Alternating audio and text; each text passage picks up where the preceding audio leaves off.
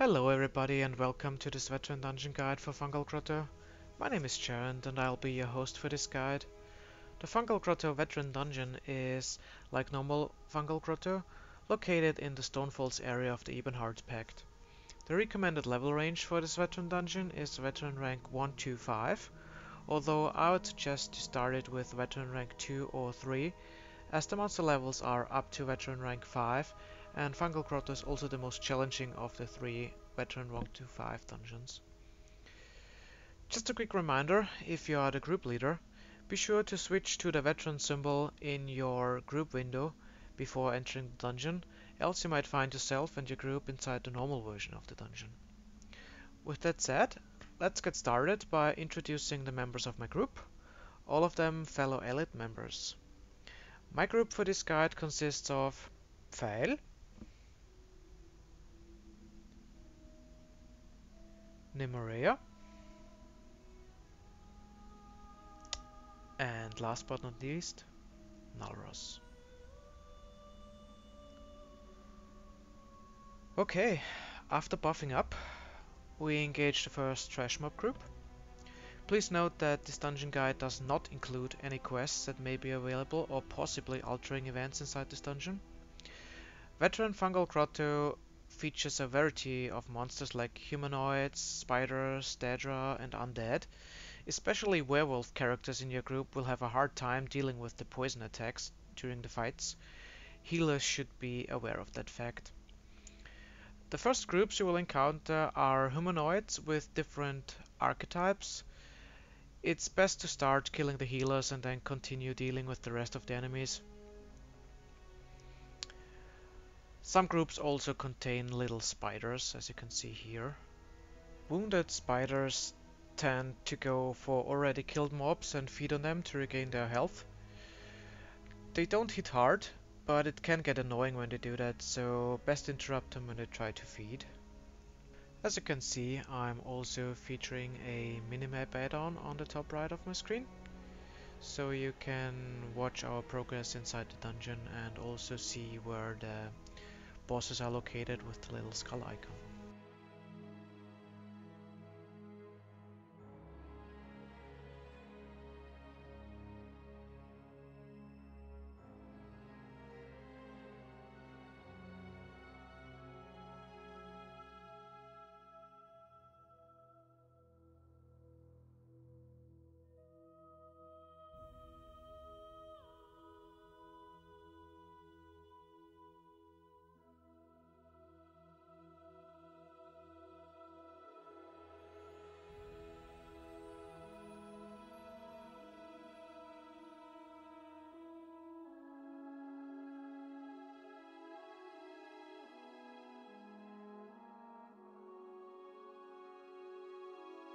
Okay, our group has reached the first boss of the dungeon, which is called Mephala's Fang, a giant spider with 2 healing adds.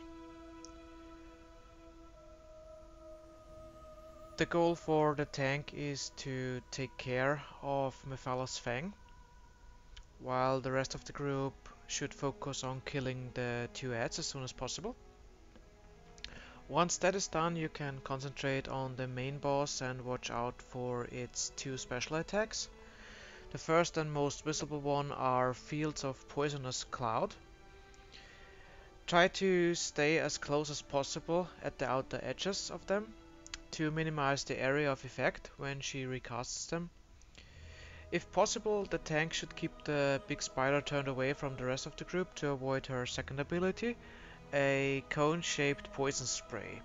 For this ability, she will raise her upper body in the air before she uses the poison spray. This leaves you normally enough time to move out of the way. Should one of your group members die and not get resurrected right away, the spider may run to the body and heal up again by feeding on the corpse. If she does that, you can interrupt her and stop it.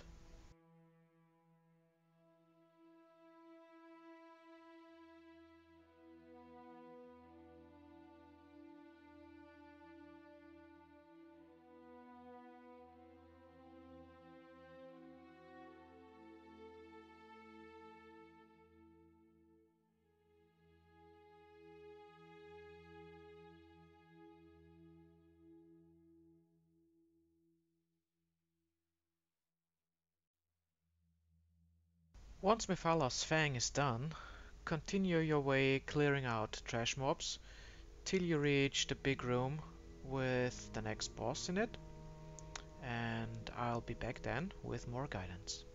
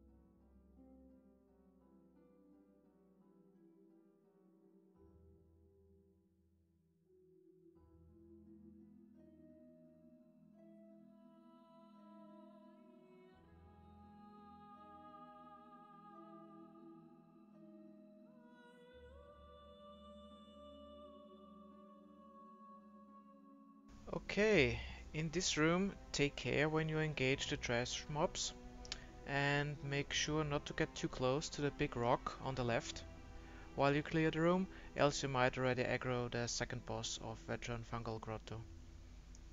If you are not sure how close you can get, you may want to range attack the last mobs before you engage the main boss.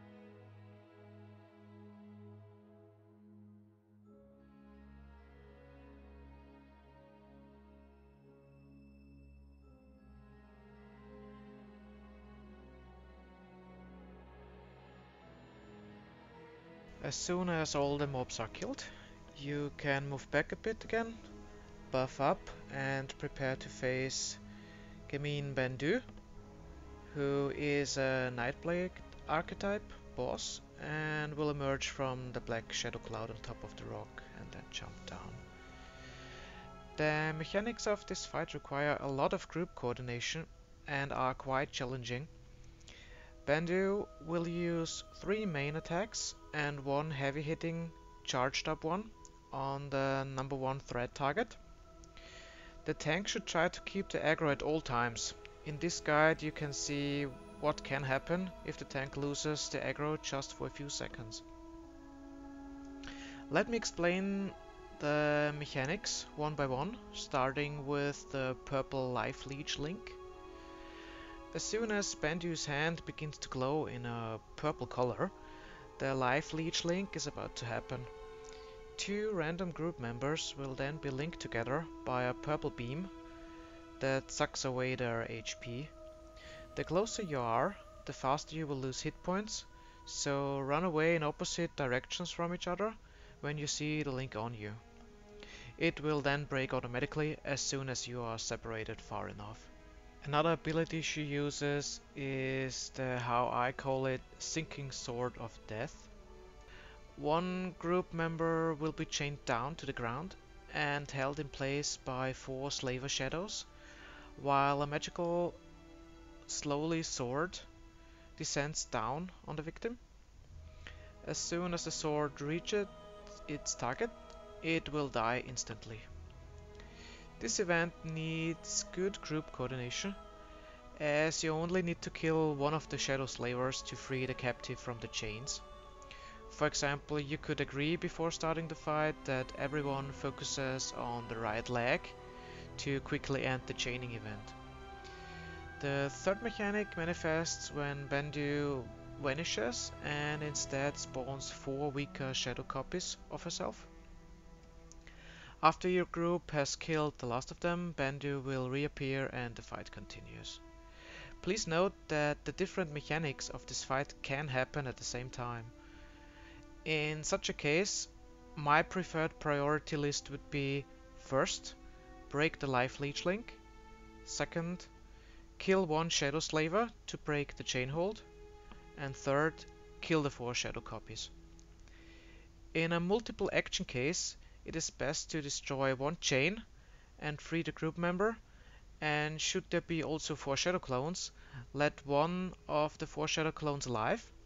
That way the main boss won't rejoin the fight too soon, and you have a little time to rebuff and heal. Here's a little tip: if a group member gets killed during the fight, it is best to let one of the 4 shadow copies alive, just like I said, resurrect your group member, and then kill the 4th shadow copy, so your group has enough power again to concentrate on the real boss. The last mechanic normally only affects the tank. Bandu charges up a heavy attack that will do high damage, and also will knock back you if not blocked. This encounter has a lot of action going on, but if you know what will happen, your group should come out of this fight victorious.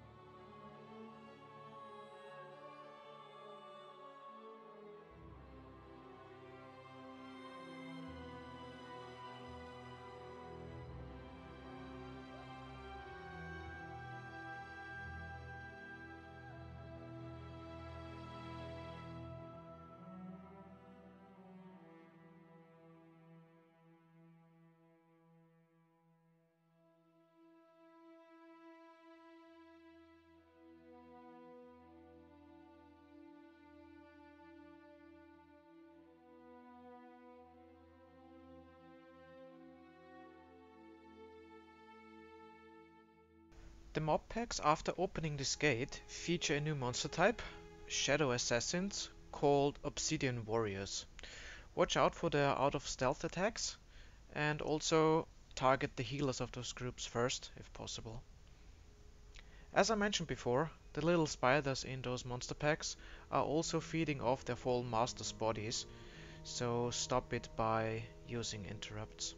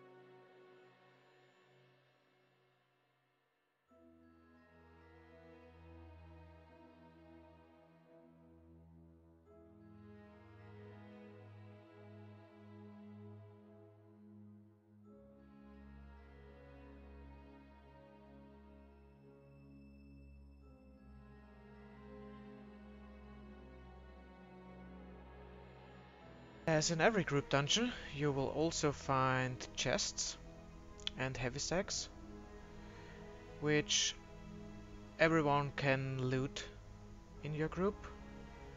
The chests, that is, and the heavy sacks are only lootable by one character, like in the open world.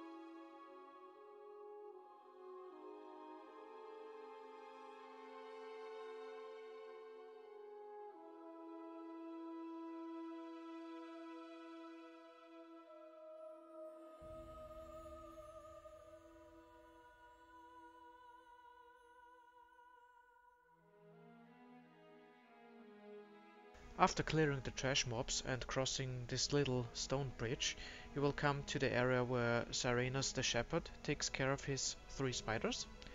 Make sure you don't mistake them as a regular trash mob group. Serenus the shepherd is a pushover compared to the other bosses here in veteran Fungal Grotto, if you know how to manage him. He is basically a healer who tries to keep his spider adds alive during the fight. The best combat strategy is to target him directly and DPS him down.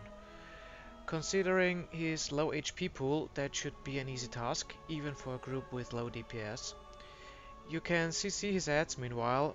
Volcanic Rune, for example, does wonders, as they will vanish as soon as the shepherd is defeated.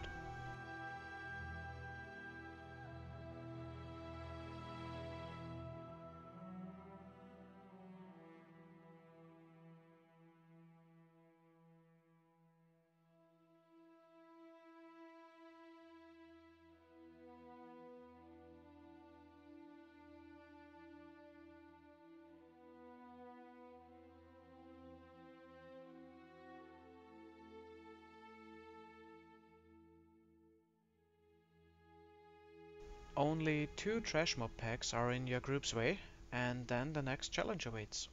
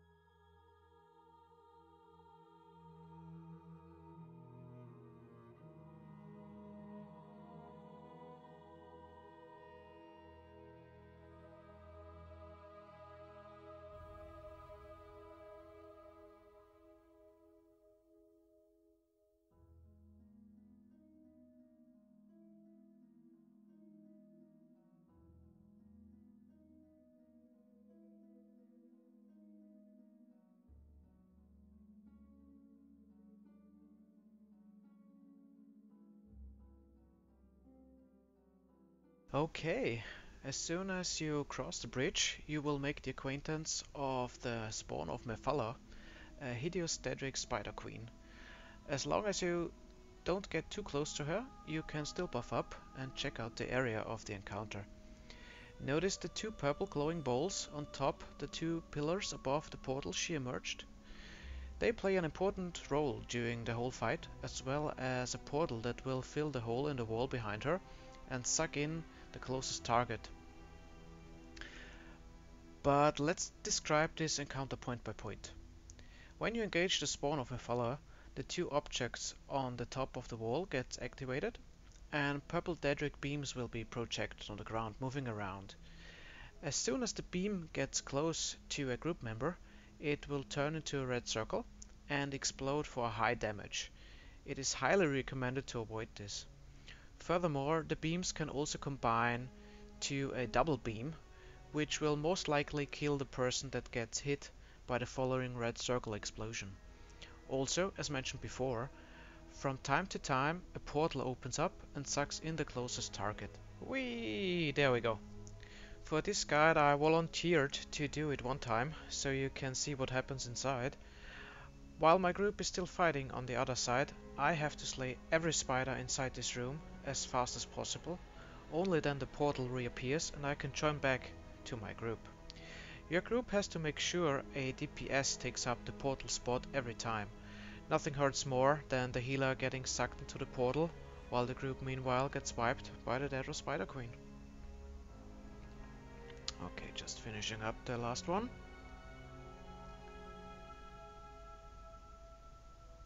The portal's opening up again, and I'm back out. Yay! Very well, let's start talking about the Spider Queen's special skills. During the fight, the whole body of her starts to glow purple, as well as her hands. This signals a big red circle AoE forming beneath her. This AoE ring also ends in a Daedric explosion. The tank and anyone inside can roll dodge out of it, or take the damage. If you are really fast, you can try to run out of it. I personally tend to take the damage, or run out if possible, so I can save stamina, so I normally don't roll dodge out of it. The tank can decide if you want to kite her around the area or stand at a fixed spot. Again, I like to stand close to the ramp at the left most of the time, only moving when a beam gets too close to me or she does her big AoE explosion. If you want to run around and dodge instead, make sure to watch and keep up your stamina pool. She also does a knockback effect, visible by a fast moving purple bolt at the random group member. That doesn't do too much damage, but combined with a beam explosion nearby can get pretty nasty or even deadly. It should be pretty clear by now that the spider's AoE explosion combined with a possible beam explosion nearby is almost every time certain death. Keep in mind, fighting against the spawn of Mephala is not a DPS race, so keep cool, concentrate on evading the beams, and steadily bring her down. survivability clearly takes priority over DPS here. This encounter may well be one of the most difficult encounters of all the first 3 veteran dungeons, so don't give up if you wipe a few times and keep on trying. Alright, that's it mechanic wise for the spawn of Mephala. I will be back with more guidance after this fight.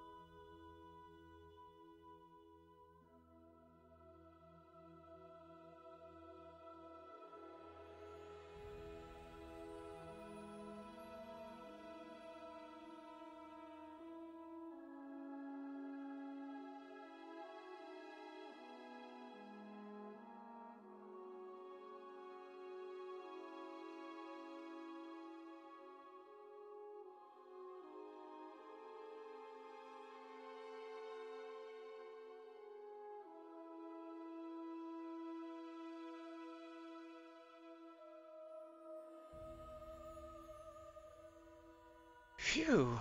Mephala's spawn is finally defeated, but this dungeon is not over yet. Head up the ramp and through the door to access the next area. Shadow Obsidian Warrior mob types await your group here again. Be sure to block their initial target jumping attacks, or they may kill you if more than one do that to you.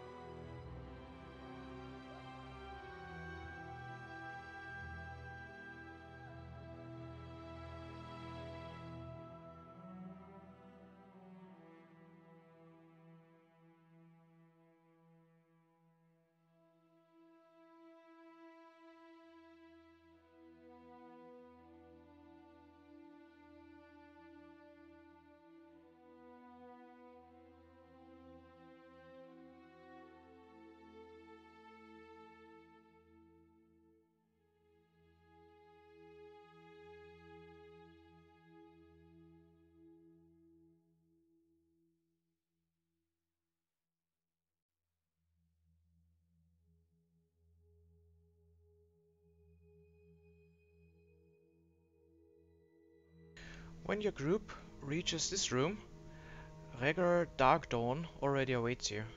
Before you engage him, make sure to clear the left and the right side, well, basically the whole room, from the Obsidian Warriors.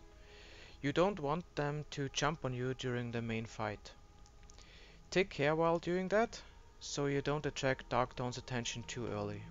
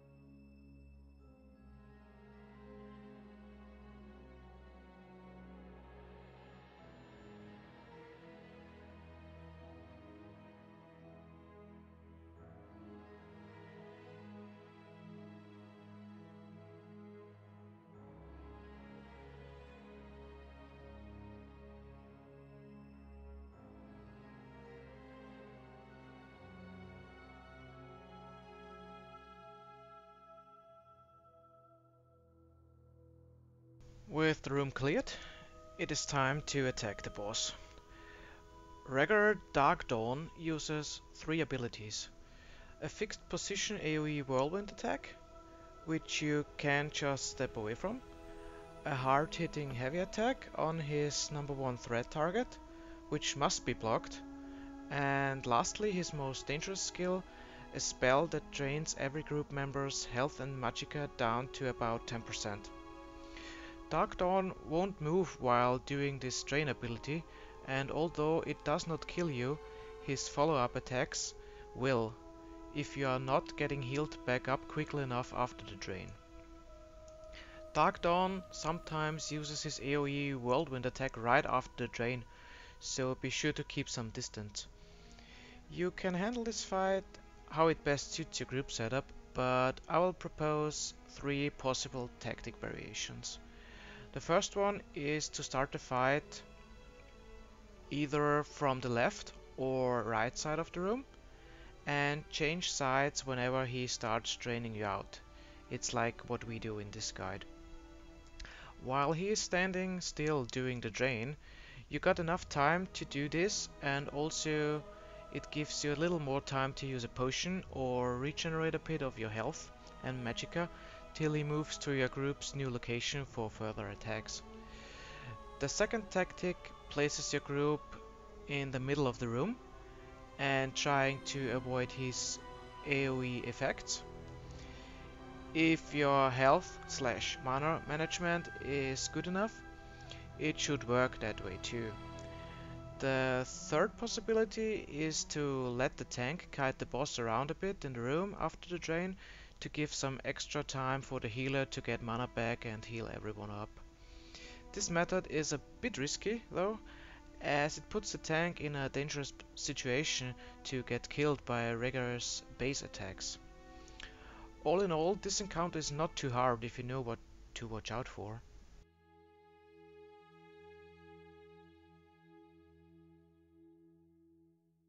Reggular Darkdown is defeated, but if you think he was the last boss of Veteran Fungal Grotto, you're mistaken. One last challenge still awaits the group. Use the black crystal in the room, then move back to the start of the dungeon. The fastest way should be to jump in the water and make your way back, like we do in this guide, but watch out to not aggro the boss when you jump down to the start area.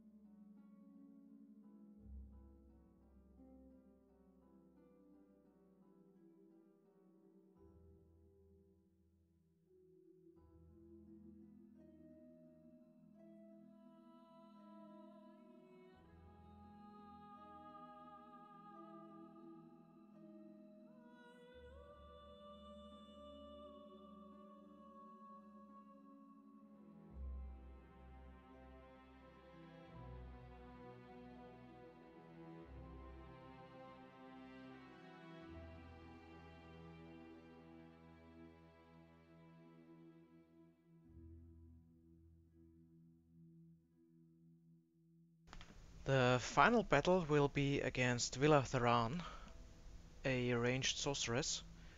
Her main abilities are teleporting to 3 group members and activating 3 AoE dark void circles that grow bigger over time and must be avoided.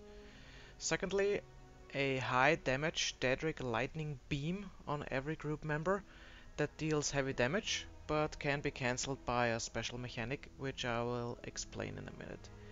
So let's talk about tactics for this encounter. The most important thing to know is to keep your group sticking close together at all times. Standing in a fighter skilled circle of protection helps here. At the start of the fight you can engage her in close combat if you like, or attack her from range, however you like best. Anyway, wait till she finishes teleporting to the group members, don't run away too early. Once her teleports are done, move to the other side of the room and range attack her. After a while she will raise her staff in the air, form a little lightning ball and use a Daedric lightning beam attack on each group member afterwards. Now you have 2 choices. Run into the magic bubble around the pedestal where the NPCs are to cancel the beam, or stay where you are and therefore trying an achievement and heal through the damage without using the bubble.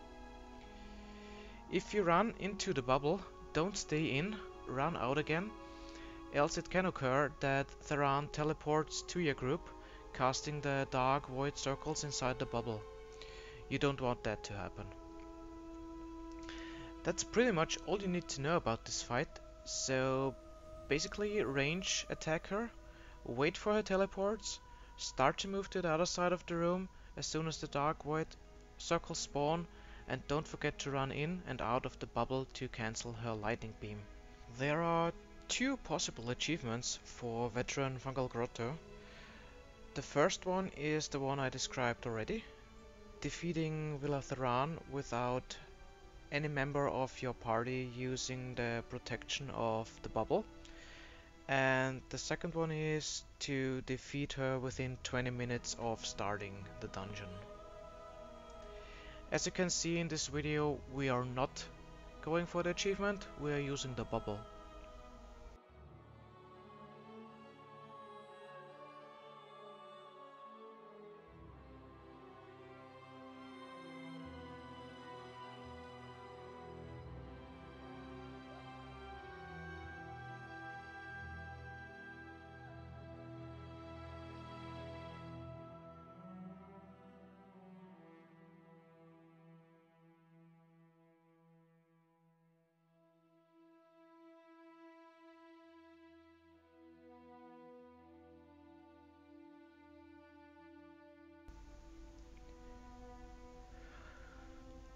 Alright, that's pretty much all there is to say for veteran Fungal Grotto. If this guide was helpful, please consider to like this video and or leave a comment. Be sure to also check out our other guides for ESO group dungeons. Our goal is to have a guide for every one of them over time, so stay tuned. Thank you for watching, and a little tip at the end, don't let anyone steal your sweet roll. Take care and bye bye.